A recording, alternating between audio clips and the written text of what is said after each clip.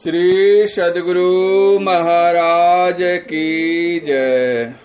प्रातः स्मरणीय अनंत श्री विभूषित परमाराध्य संत सद्गुरु महर्षि में ही परमहंस जी महाराज का प्रवचन। शिव दर्शन। प्रिय सज्जनों, बहुत पहले यहाँ संस्कृत का अत्यधिक प्रचार था। प्रायः सब संस्कृत में बोलते थे।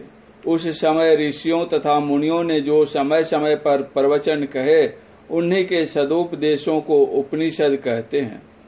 कुछ काल पहले अपने देश में संकुचित विचार था।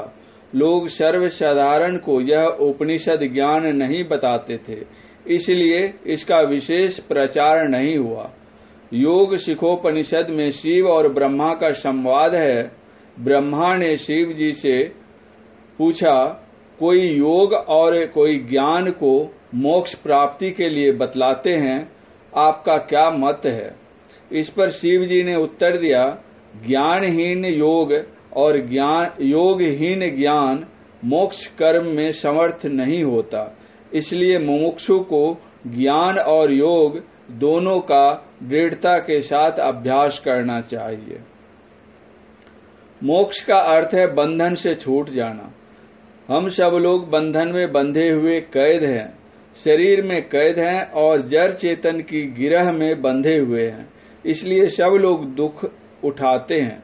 यह दुख क्यों होता है? शरीर रहने पर ही दुख होते रहते हैं, काम क्रोध उत्पन्न होते रहते हैं। इसका कारण शरीर है। शरीर और संसार से छूटने से ही दुख छूटेगा। ज्ञान का अर्थ है जानना, योग का अर्थ है मिलना। ज्ञान से जानने में आएगा कि किससे मिलना है। योग जानने से उसकी क्रिया करके उससे मिलेंगे। ईश्वर से मिलने के लिए जो क्रिया है वह योग है। जप ध्यान सरल योग का अभ्यास है। सत्संग करना ज्ञान का अभ्यास करना है। शरीर और आत्मा को जानना ज्ञान है।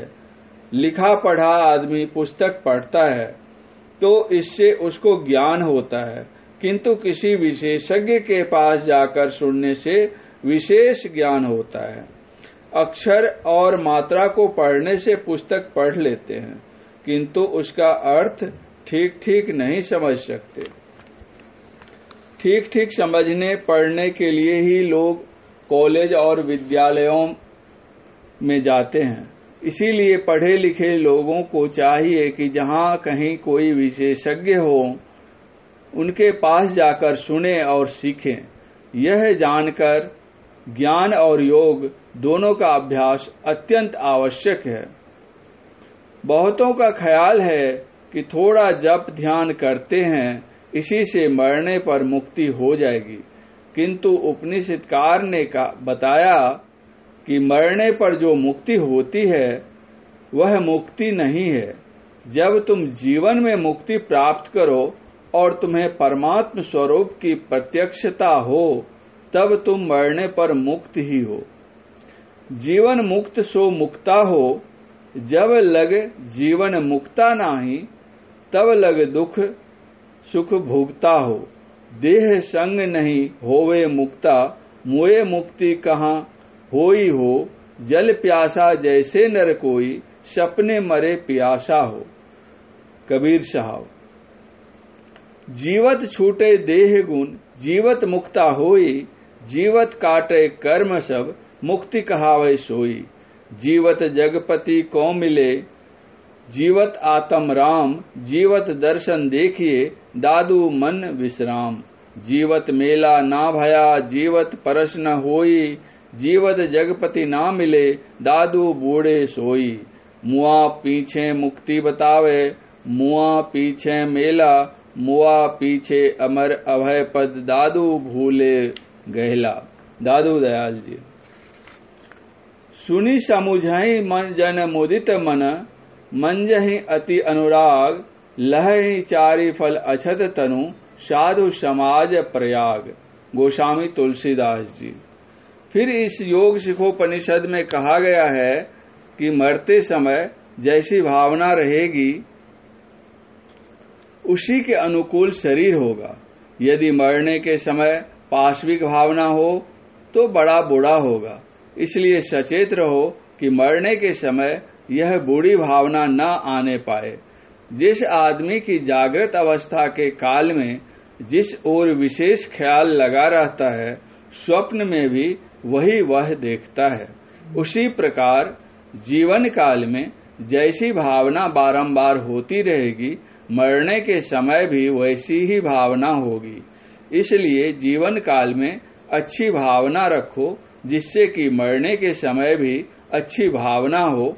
श्रीमद्भागवत गीता में लिखा है, कवि पुराण मनुशासितार मनोर नियांग समनु मरेद्य सर्वस्य धातार चिंत्य रूप मादित्य वर्ण तमसः प्रस्तात् प्रयाण काले मनसा चलेन भक्त्या युक्तो योग बलेन चैव भ्रुव मध्ये प्राण आवेश्य सम्यक परंग पुरुष मुपैति दिव्यम। गीता अध्याय 8, 9, 10। अर्थात जो मनुष्य मृत्यु के समय अचल मन से भक्ति से सराबोर होकर और योग बल से भ्रिकुटी के बीच में अच्छी तरह प्राण को स्थापित करके सर्वज्ञ पुरातन नियंता सूक्ष्मतम सबके पालनहार अचिंत्य सूर्य के समान तेजस्वी अंधकार से पर स्वरूप का ठीक स्मरण करता है, वह दिव्य परम पुरुष को पाता है। जीवन भर अपना कुछ पूजा पाठ करो, यदि उससे दर्शन नहीं हो या किसी प्रकार का प्रत्यक्ष अनुभव नहीं हो जाए तो संतोष नहीं होता। संतों की युक्ति है, जिसके अनुकूल साधन भजन करने से ऐसा होता है। जैसे ठाकुरवाड़ी में कोई जाए और ठाकुर जी को नहीं देखे तो कहना चाहिए कि उसको देखने की आंख नहीं है। उसी प्रकार जिससे परमात्मा का कुछ चिन्ह देखने में आता है, वह दृष्टि सबको है, किंतु उससे काम लेने के लिए देखने के लिए लोग नहीं जानते हैं। जानकर भी कितने साधन नहीं करते हैं। यदि साधन किया जाए तो प्रत्यक्ष हो जाएगा। जिनको दर्शन हुआ वे कहते हैं, आपका शरीर शिवालय है, इसमें शिवलिंग की स्थापना है। बाहर में प्रस्तर का शिवलिंग बनाकर पूजते हैं। आपके अंदर में बनी हुई प्रतिमा या शिवलिंग प्राकृतिक है, वह बना हुआ है ही, बनाने की जरूरत नहीं। वह नाद रूप है, शब्द रूप शिवलिंग है। शिवलिंग के नीचे जलधड़ी रहती है, उसी प्रकार उस नाद के नीचे बिंदु है। शिवलिंग रूप नाद है और बिंदु शक्ति चिन्ह रूप जलधरी है। जो साधन करे उसको ये अपने अंदर में प्रत्यक्ष होंगे। जो अच्छी तरह कोशिश करे तो अवश्य देखेगा। ये कोई ऊंचे दर्जे की चीजें नहीं है, नीचे की ही है। किंतु मन को पवित्र रखना जरूरी है। जिसका मन पवित्र नहीं है वह उसे देख नहीं सकता। नाद का अर्थ है शब्द और बिंदु का अर्थ है छोटे से छोटा चिन्ह। जिसमें परिमाण नहीं केवल स्थान है, वह बिंदु है। बाहर में ऐसा चिन्ह नहीं हो सकता है जो आंख से देखा जा सके। कोई आकार या दृश्य बिंदु के बिना बन नहीं सकता। कोई चित्र बनाओ, पेंसिल रखने से जो चिन्ह पहले चिन्ह उदय होगा वही बिंदु होगा। फिर उसी को बढ़ाकर लंबाई चौड़ाई बनाकर आकार बनाते हैं। इसलिए बिना बिंदु से के कोई आकार नहीं बन सकता। असली बिंदु को कोई यौगिक दृष्टि से देख सकता है, उसके लिए किसी पेंसिल व कलम की जरूरत नहीं। अपनी दृष्टि की नोक जहां दृढ़ता से ठहरा रखेंगे वहीं बिंदु उदित होगा। बिंदु जलधड़ी है, जलधड़ी पर शिवलिंग खड़ा रहता है। उसी प्रकार जहां बिंदु उदित होता है उसके ऊपर नाद खड़ा हो जाता है। संसार में बिना शब्द के कोई जगह नहीं है। शब्द कैसे होता है? शब्द संघर्ष से होता है, गति से होता है। गति कहते हैं चलने को कंप को। तारे चलते हैं, पृथ्वी चलती है, सबकी गति में शब्द होता है, किंतु आप सुन नहीं पाते। गति में ध्वनि है। संसार में सब पदार्थों की गति है। बिना शब्द के संसार का एक रत्ती भी खाली नहीं। हम लोगों का शरीर बढ़ता है, इसमें भी गति होती है, इसके शब्द को सुन नहीं पाते। नारियां चलती है, इसमें भी आवाज होती है। जहां कुछ गति है, संचालन है, वहां ध्वनि है। संसार गतिशील है, इसलिए संसार शब्द से भरा है। आपके शरीर में भी शब्द है। स्थूल शब्द को डॉक्टर लोग कान में यंत्र लगाकर सुनते हैं, किंतु बारीक शब्द को नहीं सुन सकते। बारीक शब्द तब सुन सकते हैं जब आप बिंदु को प्राप्त कर लें। बिंदु को प्राप्त करने वाला सूक्ष्म शब्द को सुन सकता है। वह शब्द शिव रूप है। शिव का अर्थ कल्याणकारी है। उसको जो प्रत्यक्ष